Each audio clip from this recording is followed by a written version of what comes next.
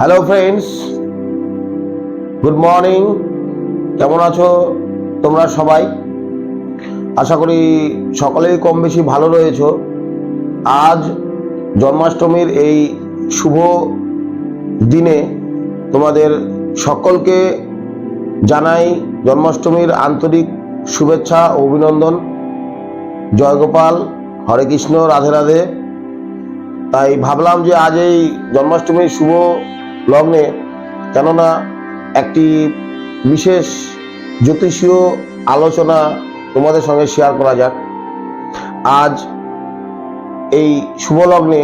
তাই অনেকেরই অনেক প্রশ্ন আমার ভিডিও কমেন্ট বক্সে বা পার্সোনালি আমাকে মেলের মাধ্যমে লোকে জিজ্ঞেস করে থাকে। তার মধ্যে কয়েকদিন ধরে এক ভাই বলে যাচ্ছে যে কিভাবে একটি জন্ম ছক দেখে জানবে যে তার বিদেশ ভ্রমণ আছে কিনা বা ফরেন ট্যুর অ্যান্ড ট্রাভেল, এবং সেই সাথে বিদেশে সেটেলমেন্ট হওয়ার বা স্থায়ীভাবে বিদেশে নাগরিক হওয়ার জন্য কি কি যোগ থাকতে হবে, সেই বিষয়ে চলুন আজ একটি সংক্ষিপ্ত আলোচনা করা যাক।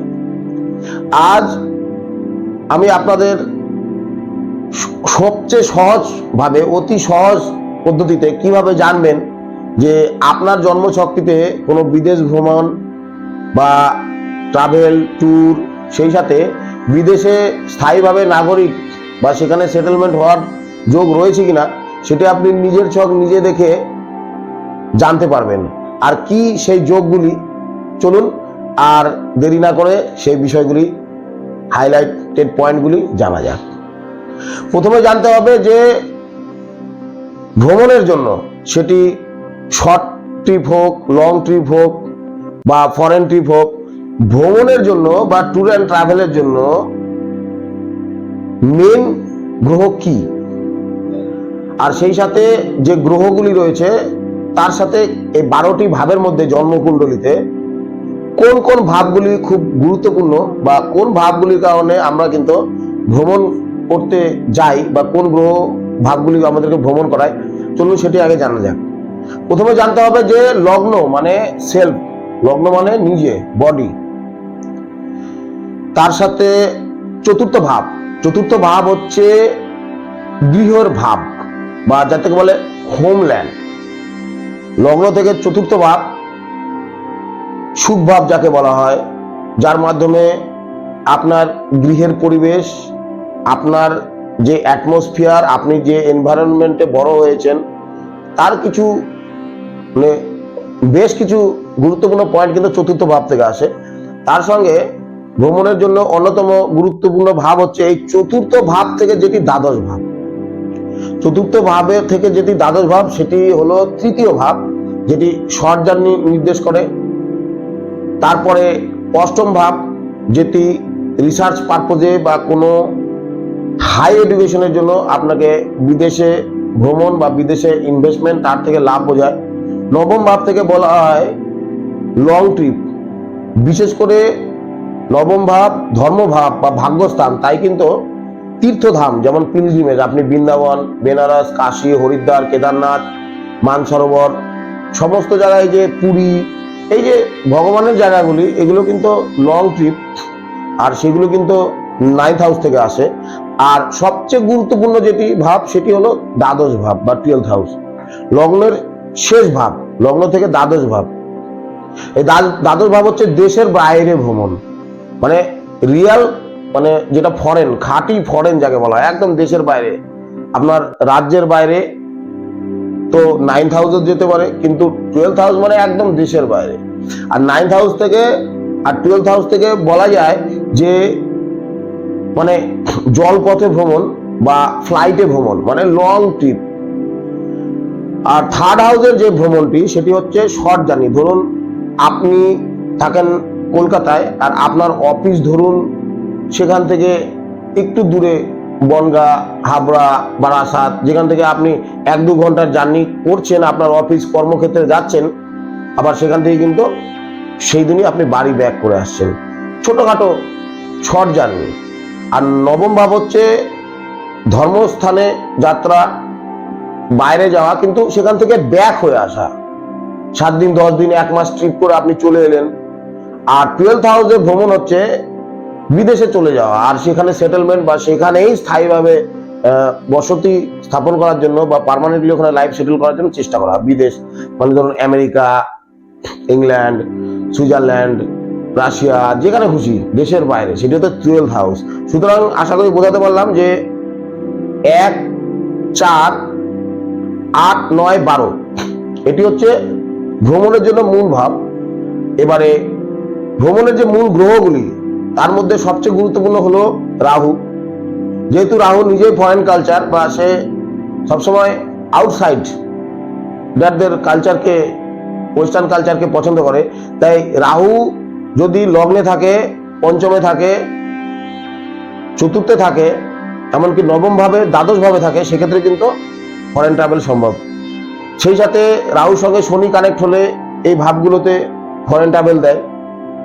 আর কোনোভাবে যদি কোনো ব্যক্তির যে ভাবগুলি বললাম 4, 9, 12, 4, 9, 12 এই তিনটে ভাব যদি চর রাশি হয়, চর মানে এক একটি রাশি এক একটি প্রকৃতির হয়, চর, স্থির, দ্বৈত এই 3 রকমের আছে, যাকে ইংরেজিতে বলা হয় মুভেবল, ফিক্স আর হচ্ছে ডুয়াল সাইন।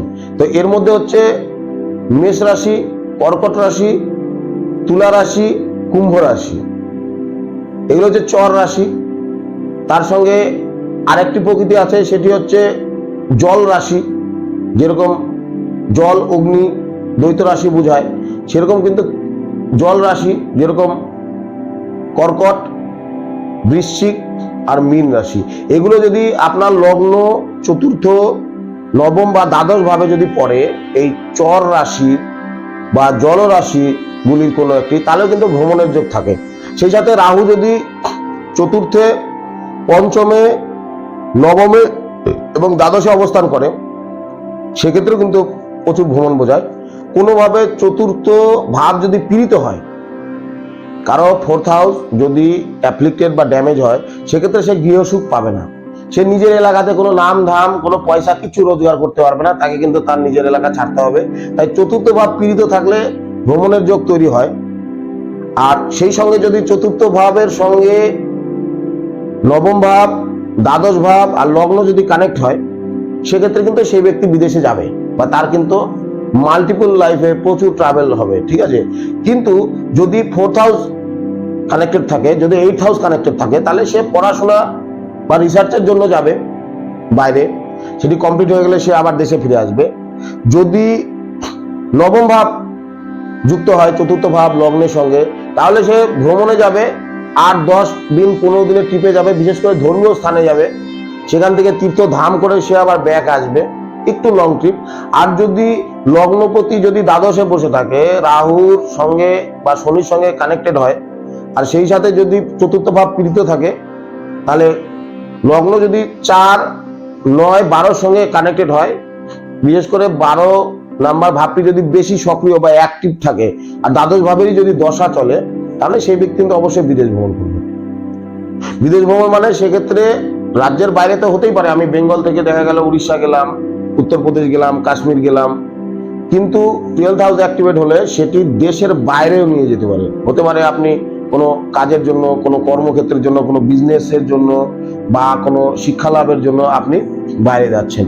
তো কি কাজের জন্য যাবে, কোন পারপোজে যাবে, সেটি তো বলে দিলাম। যদি চতুর্থ ভাব কানেক্ট থাকে 9 বা 12 সঙ্গে, তাহলে সেটি এডুকেশন পারপোজে যাবে। যদি ষষ্ঠ ভাব আর দশম ভাব যুক্ত হয় 9 আর 12 সঙ্গে, তাহলে সেটি হবে কর্মক্ষেত্রে বা বিজনেস পারপোজে। আর যদি কোনো ছকে দেখা যায় যে চর রাশি বা অথবা জল রাশি পড়েছে 4, 9, 12-তে, তাহলে সেক্ষেত্রে ভ্রমণ হবে, কিন্তু ওটি পার্মানেন্ট সেটেলমেন্ট নয়, ভ্রমণ হবে, যাবে আসবে, যাবে আসবে। তো এই মূল বিষয়গুলির উপর ডিপেন্ড করে কিন্তু আমরা খুব অতি সহজেই বুঝে যেতে পারি যে কারো ভ্রমণ হবে কিনা, আর সেটি কোন সময় হবে। এই চতুর্থ ভাব, অষ্টম ভাব, নবম, দ্বাদশ এই অধিপতিগুলি দশা অন্তর্দশা চললে বা এই গ্রহগুলি নক্ষত্রে যদি কোনো গ্রহ বসে থাকে, অন্য কোনো গ্রহ যদি চতুর্থ, নবম, দ্বাদশের নক্ষত্রে বসে থাকে, তাহলে কিন্তু সেই নক্ষত্রপতির রেজাল্টটা দিতে বাধ্য, সে যেভাবে অধিপতি হোক না কেন। তো এইভাবে বিচার করতে হবে। আশা করি ভিডিওটি আপনারা বুঝতে পেরেছেন। আপনাদের নিজেদের ছকে এটি অ্যাপ্লাই করে দেখবেন।